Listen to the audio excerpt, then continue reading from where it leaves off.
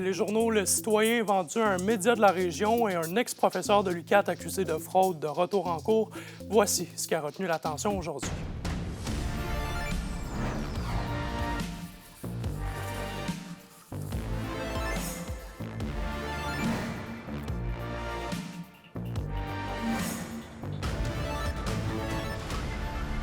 Bonsoir tout le monde, ici André Audet. C'est un plaisir de débuter cette nouvelle saison d'information régionale avec vous.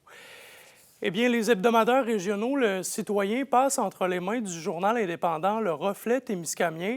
Zachary, la direction des journaux sera basée dans la région. Oui, effectivement, André, ce sera donc à Ville-Marie qu'aura lieu donc le tout.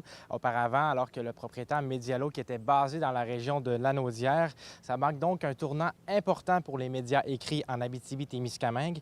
Et la vente des journaux s'est faite assez rapidement selon la propriétaire du Reflet Témiscabitibien, Karen Lachapelle. Et pour elle, cette acquisition, c'est beaucoup plus qu'une expansion d'entreprise. C'est vraiment de renforcer la présence des médias écrits, d'envoyer des journalistes sur le terrain et de recréer les liens entre le public et son journal. Et donc, elle veut également favoriser la collaboration de ses équipes qui soient donc à Ville-Marie et avec les citoyens qui étaient donc à Rouyn-Noranda et Val-d'Or. Mais également, il ne faut pas oublier les villes comme Lassar et Amos qui souvent étaient par mois oubliées par les équipes de journalistes. Enfin, la nouvelle propriétaire veut miser sur l'efficacité et l'innovation en utilisant donc les ressources qu'elle a de ses autres entreprises. Donc, voici comment donc elle résume sa décision. Je vous dirais que c'était vraiment très rapide. En moins d'un mois, la transaction s'est faite.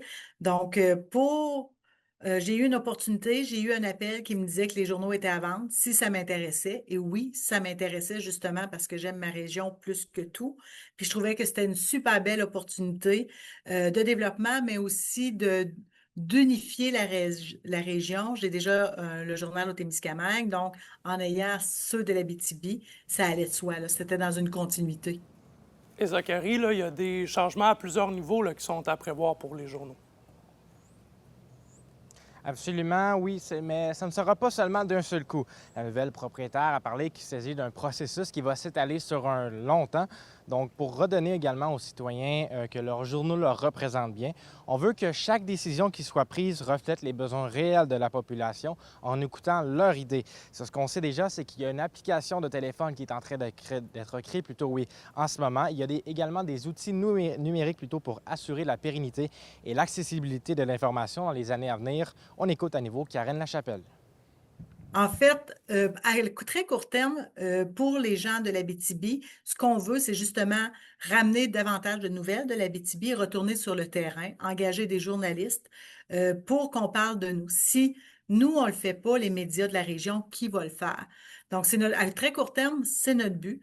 Par la suite, on verra selon l'évolution, mais tout va se faire en consultant, entre autres, les acteurs de la région, les organismes. On veut parler avec le plus de gens possible. L'acquisition officielle est donc prévue ce vendredi 5 septembre et le média affichera sous peu les postes ouverts. On surveille le tout, évidemment. Merci beaucoup, Zachary. Je vous en prie. On poursuit dans le monde judiciaire alors que l'ancien professeur de l'UQAT accusé de fraude, René Wamkiw, était de retour en cours ce matin au palais de justice de Rouyn-Noranda. Le dossier risque de s'étirer car l'accusé doit se trouver un nouvel avocat. Olivier Morin fait le point. L'ex-professeur de l'UQAT, René Wamkiw, accusé de fraude, commission secrète et extorsion, doit se trouver un nouvel avocat. C'est ce qui a été annoncé mardi lors de son retour devant le tribunal. Selon ce qui a été mentionné, cette décision fait suite à une divergence d'opinion entre l'accusé et l'avocate au niveau de la gestion du dossier de défense. C'est d'ailleurs l'avocate qui a déposé une demande de cesser de s'occuper de son client. La même demande a aussi été faite par Wamkiw. De plus, nous avons appris au cours de ce bref passage que René Wamkiw n'a toujours pas reçu la clé USB contenant la deuxième partie des preuves. On rappelle qu'en juillet dernier, la défense avait annoncé le fait que René Wamkiw n'avait pas pu visionner toutes les preuves car l'une des clés était vide. Les preuves manquantes sont des documents en lien avec son arrestation à l'aéroport lors de son retour au pays en décembre dernier. L'ancien professeur titulaire en génie civil avait été arrêté par l'Agence des services frontaliers du Canada. Il aurait dérobé de l'argent destiné à des bourses pour les étudiants internationaux. Pour ce qui est de la tenue du procès, rien n'a été évoqué à ce sujet alors que la Couronne avait demandé sa tenue en juillet dernier. René Wamkiw sera de retour en cours le 30 septembre prochain pour une réorientation de son dossier. Olivier Morin, RNC Nouvelles, Rouyn-Noranda. Et la Sûreté du Québec souligne dans les prochains jours son 100e anniversaire dans la région. Notre journaliste Roxane Caillouette revient sur les moments marquants du corps de police avec le commandant régional. Voici son entrevue. En fait, ça fait 100 ans, en 2025, que le premier détachement de policiers temporaire est devenu permanent par la suite au niveau de la Sûreté du Québec. Ce qu'il faut se rappeler, c'est qu'à l'époque, avant 1925, les forces policières de la Sûreté du Québec, qui était la police provinciale à l'époque, étaient concentrées à Québec et Montréal. Et, selon les besoins, étaient déployées en fonction de diverses missions. Donc, ça a été vraiment un changement majeur au niveau de l'organisation, ce qui fait qu'aujourd'hui, on a des postes de police, la SQ partout, mais les premiers, au niveau de l'organisation, de la police provinciale qui est devenue la SQ, c'était ici, donc à Noranda à l'époque. Et pourquoi c'est important pour vous de souligner ce 100e anniversaire de la Sûreté du Québec ici, en Abitibi-Témiscamingue? Bien, un 100 ans, ça arrive juste une fois. C'est quand même majeur. Puis moi, j'aime à penser, c'est que le modèle qu'on connaît aujourd'hui de poste de police de la SQ un peu partout en province, c'est peut-être en partie dû au fait où est-ce que ça a été un succès, l'implantation du premier poste temporaire devenu permanent. Et qu'est-ce qui a changé en 100 ans dans la Sûreté du Québec? Tout. Beaucoup de choses. Qu'on fait juste parler de uniformes, véhicules. Ils sont promenés en traîneau puis en train. Aujourd'hui, on est en voiture. On regarde la société des années 20-30, société d'aujourd'hui. Tout a changé. À l'époque, en 1925, bien, les policiers étaient logés à l'hôtel Cisco. Le poste de police était à l'hôtel Cisco. La cellule était une des chambres de l'hôtel Cisco, puis ils rencontraient les plaignants ou les victimes dans le lobby de l'hôtel Cisco. On sentait qu'on était dans un autre monde. Donc, c'est vraiment les technologies qui ont raffiné, en fait, là, la Sûreté du Québec, puis ont changé les manières de faire, en fin de compte. La technologie, mais aussi la société. On regarde, la police est toujours le reflet de notre communauté, de nos sociétés. À l'époque, on a grandi, nos façons de faire, notre politique a grandi.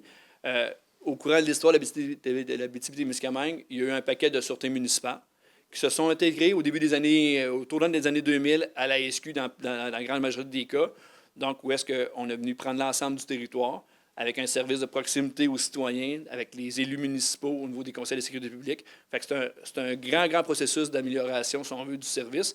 Puis je suis convaincu que dans 100 ans, ça va encore améliorer. Donc, on veut une partie de la roue qui tourne de ce côté-là. Le 100e, ça se fête. Il y a des activités en fin de semaine. Est-ce que vous pouvez nous en parler un peu plus? En fin de compte, on fait une porte ouverte ici au quartier général à Rouyn-Noranda avec plusieurs partenaires qui vont se joindre à nous. On va avoir des gens qui vont être présents de notre section du patrimoine de la SQ qui vont être ici pour présenter. C'est vendredi et samedi. Vendredi de 15h à 20h, pardon, et samedi de 10h à 16h.